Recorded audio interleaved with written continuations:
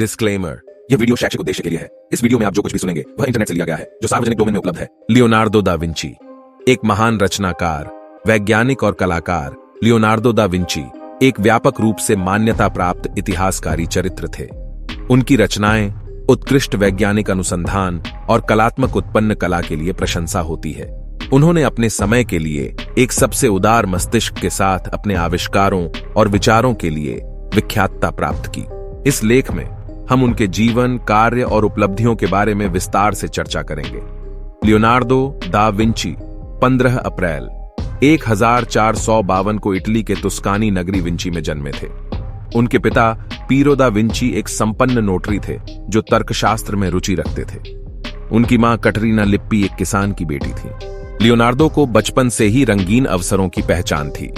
उन्होंने तुरंत ही अपनी रचनाएं और उत्कृष्ट खोजों के लिए प्रशंसा प्राप्त की।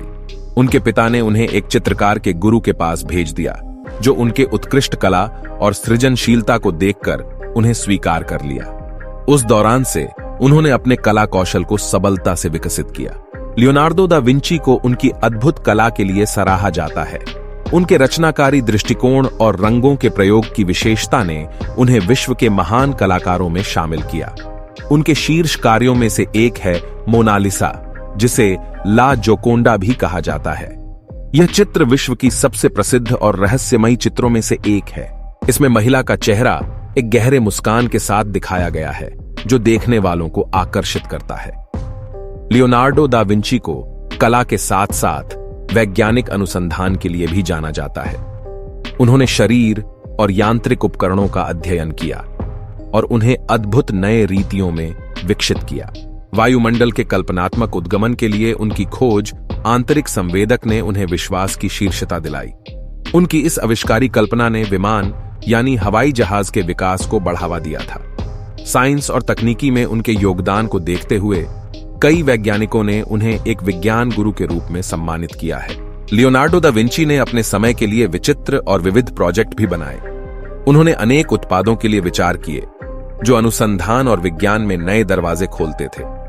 उन्होंने यांत्रिक उपकरणों, खिलौनों और अन्य उत्पादों के आविष्कार किए। उनका समय में लिखा गया कोडेक्स एक ऐसा मौलिक कागज है जिसमें उनके विचार और आविष्कारों का विस्तृत संग्रहण किया गया है।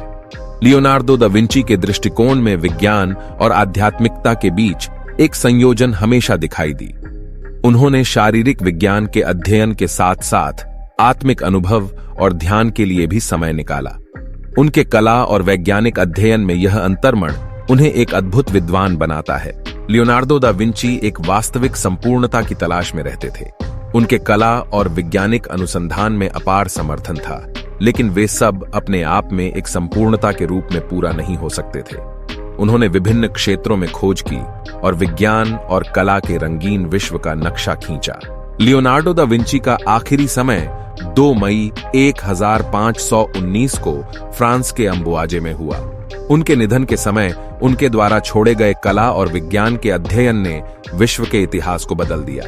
उनके आविष्कार और विचारों ने बाद में आने वाली पीढ़ियों को प्रेरित किया और उन्हें एक आदर्श मनोविज्ञानी, वैज्ञानिक और कलाकार बनाया।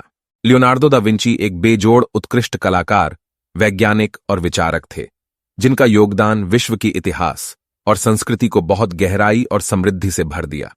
उनके विविध आविष्कार, विचारों और कला के प्रशंसकों की संख्या आज भी बढ़ती जा रही है।